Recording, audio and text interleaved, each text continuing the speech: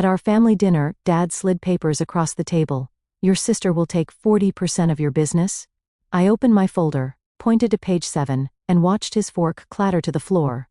The dinner table wasn't about food tonight. It was a battlefield, clink of silverware, faint aroma of roasted chicken. None of it mattered once my father, Charles Henderson, slid a crisp stack of papers across the table toward me.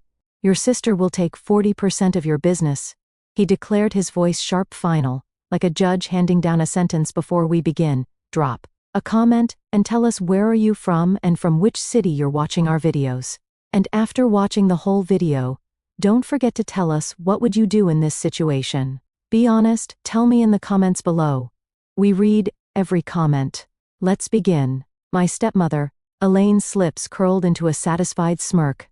My sister Vanessa leaned back with her glass of wine tapping the rim, like she'd already won. I didn't flinch. Instead, I placed my napkin on the table with deliberate calm and pulled out a sleek black folder from my bag. I opened it slowly. Every movement precise, controlled, like I've been waiting for this very moment. Page 7, I said firmly, sliding it toward my father. Charles frowned, confused. He picked up his fork, then froze. It slipped from his hand, cluttering onto the porcelain plate, with a sound that made everyone at the table jolt. His eyes darted across the lines of legal text. The confidence drained from his face. What is this? He muttered, his voice cracking ever so slightly. I leaned forward, my gaze locked on him. It's the part you thought I'd forget, Dad.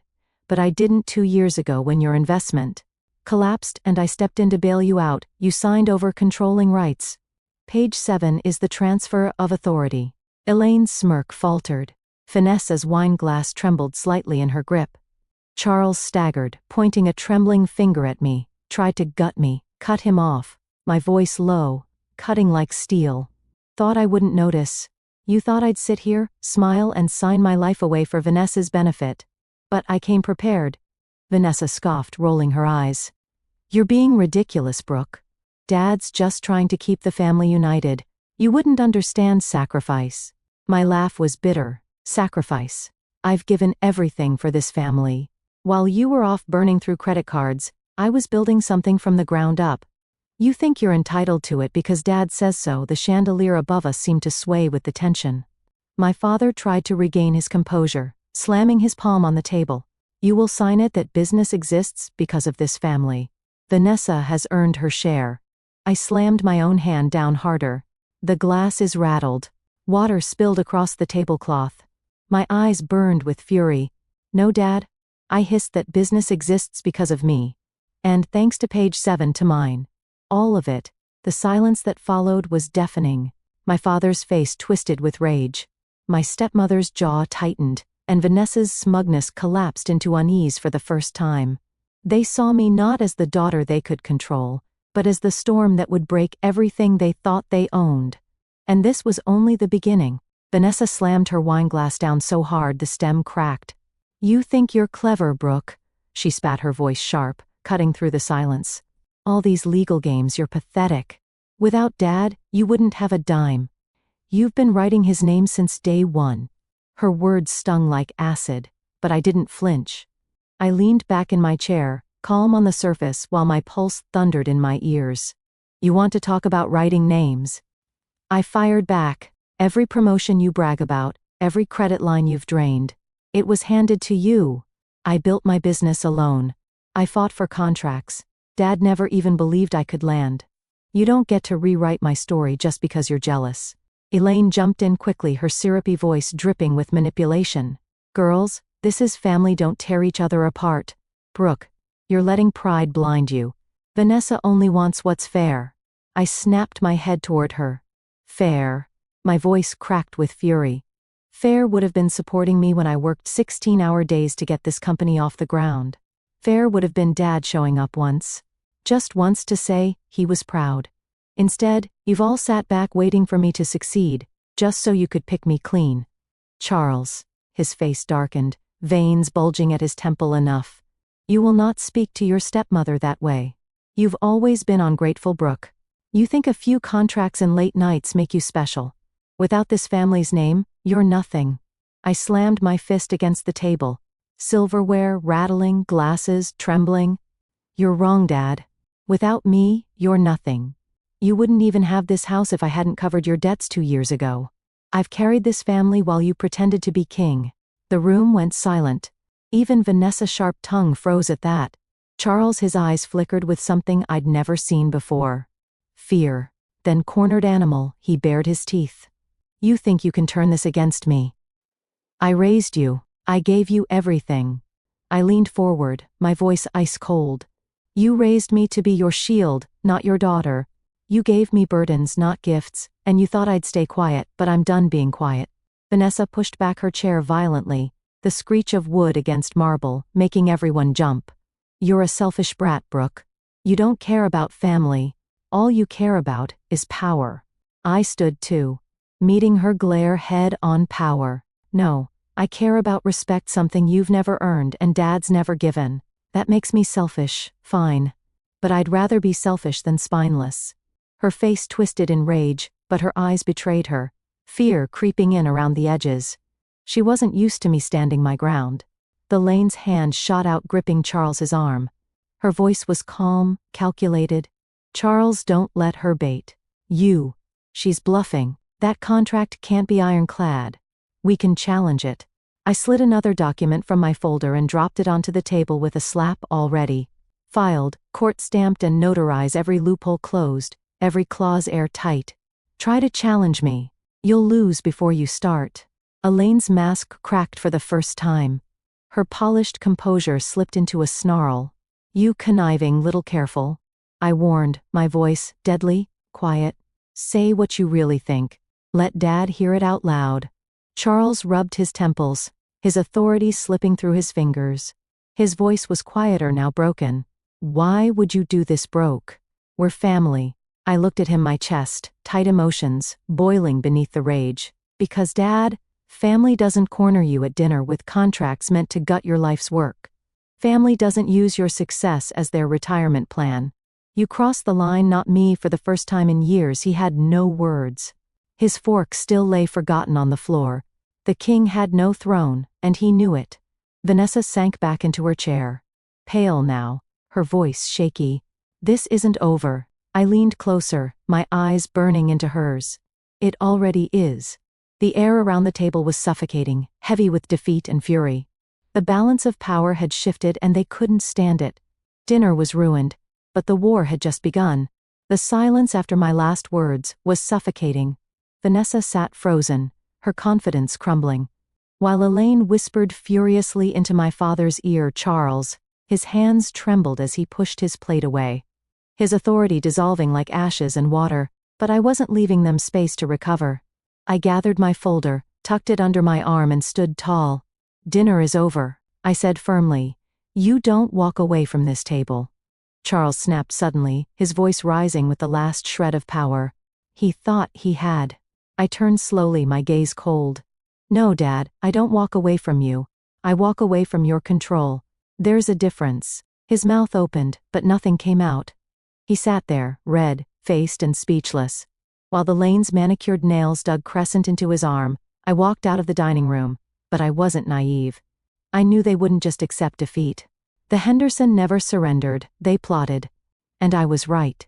The next morning I arrived at my office downtown.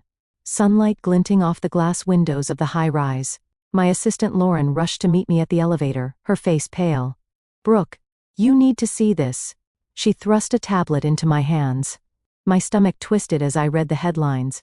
Henderson, family rift, daughter accused of manipulating father's signature. Already, I muttered under my breath. Lauren nodded grimly. Your father and stepmother went public this morning. They're claiming you tricked him into signing those documents 2 years ago. Vanessa gave interviews too, said you're trying to destroy the family for greed. I clenched the tablet so tightly, my knuckles white and my chest burned, fury igniting again. They were faster than I expected, but not smarter. Schedule a press conference for this afternoon. I ordered, my voice sharp. If they want a war in the public eye, they'll get it. But on my terms. Lauren hesitated. Are you sure? They're your family. I met her gaze steady and unflinching. They stopped being family the moment they tried to steal everything I worked for. Now, they're opponents, and I don't lose to opponents. By noon, the lobby of my office was swarming with cameras and reporters. Flashbulbs popped. Microphones thrust forward. Voices shouted questions. Brooke, did you manipulate your father? Are you cutting your sister out of the business? Is this about money or revenge? I stepped up to the podium, my pulse racing, but my face calm, polished, unshakable. Good afternoon.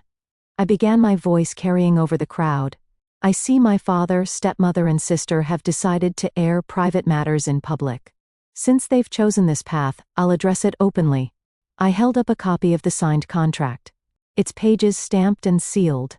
2 years ago, when my father's investments collapsed, I stepped in with my own money. In return, he transferred controlling interest of my business to me. This was no trick. This was survival for him. Gasps rippled through the crowd. The reporters scribbled furiously. I didn't take advantage. I continued, my tone sharp with conviction. I gave him a lifeline. Now, because they can't stomach the fact that I've succeeded without bowing to them, they're trying to rewrite history. Questions erupted, but I raised my hand, silencing them. I built this business from the ground up. No handouts, no shortcuts, no lies. And unlike them, I don't hide behind manipulation or smear campaigns. The truth is here, black and white, page 7. The press conference ended with flashing cameras, my words echoing through the room like fire. That night I returned home, exhausted but resolute. I found a message waiting, Charles, his voice on my answering machine, brittle and sharp. You think you've won, Brooke. You humiliated me in front of the world, but you'll regret this. We are still your family, and family doesn't forget. I hit delete without hesitation. His threats no longer had teeth. But then the phone rang again. Was Vanessa. Her voice trembled, raw and unsteady. You ruined everything. Do you know what people are saying about me now? That I'm a spoiled brat living off your scraps. I hate you for this, I'll never forgive you. Closed my eyes, studying my breath. You don't have to forgive me, Vanessa. But one day you'll realize I didn't ruin you. Ruined yourself. I just stopped carrying the weight. The line went dead. I sat in the silence of my apartment. The city lights glowing through the window. My hands shook, not from fear but from release. For the first time the power wasn't theirs. It was mine. And deep down, I knew they would strike again, but I was ready. Because storms don't fear thunder. They create it. The call from Vanessa still echoed in my mind the next morning, but I didn't have time to dwell. My office was buzzing. Reporters calling nonstop, investors demanding reassurance. I stood at the window of my corner office watching the city below me. When Lauren rushed in breathless, Brooke, you need to see this. She handed me another tablet. On the screen was a live broadcast. Charles and Elaine sitting stiffly in their living room with Vanessa perched at their side. Cameras crowded the space as my father spoke. My daughter Brooke has manipulated this family. She preyed on us during hard times. We will be pursuing legal action to regain what is rightfully ours. Vanessa leaned in, her voice dripping with venom. She betrayed her own blood. That's not strength. That's cruelty. The cameras panned to Elaine, who dabbed at imaginary tears. We only wanted unity. Instead, she's torn this family apart. I felt my jaw tighten, my pulse spike. They weren't just smearing me. They were trying to break me. Lauren's eyes searched mine. Do we do? I turned calm but electric with resolve. We don't play defense. We finish this. By noon, I was back in front of reporters. But this time I wasn't just holding a contract. I was holding a weapon, a file of financial records, each page more damning than the last. I stepped to the podium, my voice steady. Since my family has chosen to bring this fight to the public, let's put everything on the table. Cameras zoomed in as I lifted the file 2 years ago when I rescued my father's finances. I didn't just acquire controlling interest. I also secured documentation of his debts, transactions, and signatures. These records show a history of reckless investments and mismanagement. Records my family hoped would stay buried. Gasps spread through the crowd. I let the silence linger before continuing. They claim I manipulated them. Tell me who was truly manipulating whom, who tried to use my success as a lifeline for their failures. Porter shouted questions, but I pressed on, sharp and unrelenting. My father taught me one lesson: always come prepared. And today I am. I set the folder down with a finality that echoed louder than any gavel. Press conference erupted. I didn't need to say more. The truth had already detonated. That night, my phone rang again. It wasn't Vanessa this time. It was Charles. His voice was hollow, stripped of thunder. "You've destroyed me," he whispered, "your own father." I closed my eyes, the weight heavy but necessary. "No, Dad. You destroyed yourself." I just stopped cleaning up the pieces. He didn't respond. The line clicked dead. The fallout came fast. By morning, the headlines had flipped. Henderson patriarch exposed for financial mismanagement. Elaine crocodile tears were mocked across every outlet. Vanessa's reputation collapsed overnight. Endorsements, she flaunted on social media, vanished. Meanwhile, investors poured into my office, shaking my hand, telling me I'd proven myself not just as a businesswoman, but as someone unbreakable for the first time. I didn't feel like the girl trying to earn her family's approval. I felt like Brooke Henderson, the woman who had taken every betrayal, every manipulation, and turned it into firepower. 2 weeks later, I stood outside my parents' estate. The once perfect lawn was overgrown, the windows dark. For years this house had been my prison, every family dinner, a performance, every smile a mask. Now it was just another piece of their downfall. Vanessa stepped out as I was leaving, her eyes, read, her voice weak. "Was it worth it, Brooke? Destroying us?" I looked at her, my chest tight. For a moment, I almost softened. Almost. But then I remembered the contract slid across that dinner table. The smug look in her eyes, the smirk on Elaine's lips. "Yes," I said, "simply because you tried to destroy me first." She flinched as if I'd struck her. I didn't linger. I turned, climbed into my car, and drove away. Back in my office that evening, I stood at the window, city lights glittering like stars. Lauren joined me quietly, her presence steady. "You did it," she said softly. "I can't touch you now." I nodded, my throat tight, but my spirit unbroken. I didn't just do it for me. I did it to prove something, that no matter how hard they try to bury me, I'll rise higher.